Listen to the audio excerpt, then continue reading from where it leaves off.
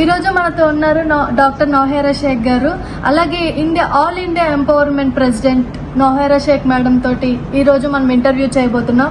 So hello ma'am. Hello madam, మీరు ED కేసులో win అయ్యారని విన్నాము. అలాగే ఈడీ కేసు వాళ్ళు మిమ్మల్ని సతాయిస్తున్నట్టు విన్నాము.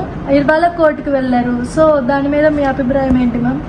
అక్కడ జరిగింది ఎక్స్ప్లెయిన్ చేయారా మీ మాటల్లో? ఏం లేదండి, మామూలుగా మన కేసులు సుప్రీంకోర్టులో అంతా మేము విన్ అయినాము. ఈడీలు వచ్చి ఈరోజు ఈడీ వాళ్ళు సుప్రీంకోర్టు నిజాలు దాపెట్టి, సుప్రీంకోర్టు ఆర్డర్లని దాపెట్టి ఇక ఒక పిటిషన్ అనేది కోర్టులో వేసినారు. అది కంటెంప్ట్ ఆఫ్ కోర్ట్ అన్నమాట. సుప్రీంకోర్టులో జరిగినప్పుడు మన ఇండియాలో అందరికన్నా పెద్ద కోర్టు సుప్రీంకోర్టు, దానికి పైన ఏ కోర్టు ఉండదన్నమాట.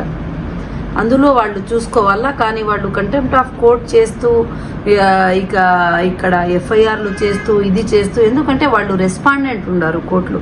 రెస్పాండెంట్ ఉన్నప్పుడు సుప్రీంకోర్టుకే జవాబు ఇవ్వాలా, ఏమైనా కావాలంటే సుప్రీంకోర్టులోనే సబ్మిట్ చేయాలా. అయినా అట్లా చేస్తున్నారు. కానీ మేము లీగల్గా టోటల్గా దాన్ని చూసుకుంటాం. పోలీసులకి ఈడీలకి ఎవరైనా ఇన్ఫ్లుయెన్స్ చేస్తున్నట్టు మీకు డౌట్ ఉందా?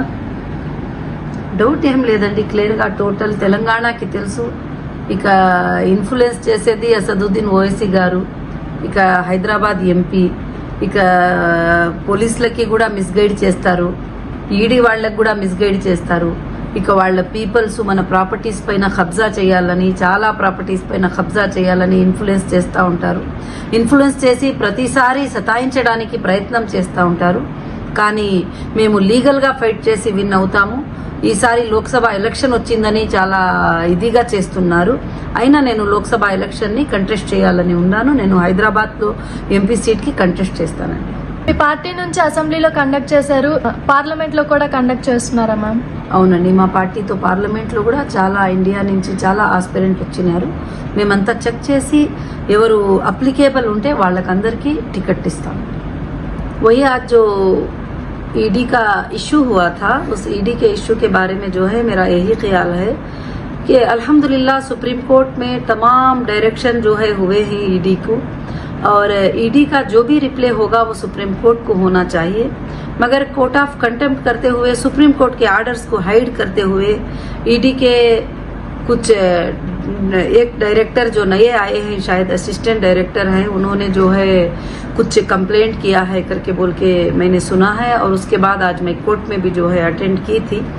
और खासकर से जो है उसमें एक ही ऐसी तरह का एक एफआईआर पहले भी किया था, तो उसको जो है सुप्रीम कोर्ट ने स्टे किया था और फिर से वापस से जो है इस तरह के ये किए हैं.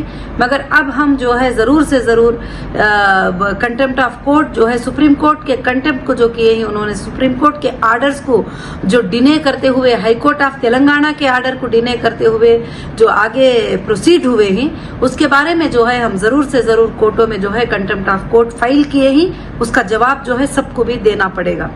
और इंशाअल्लाह आगे चलकर सारी चीजें जो है बहुत ही अच्छे होंगे, ये मैं उम्मीद करती हूँ.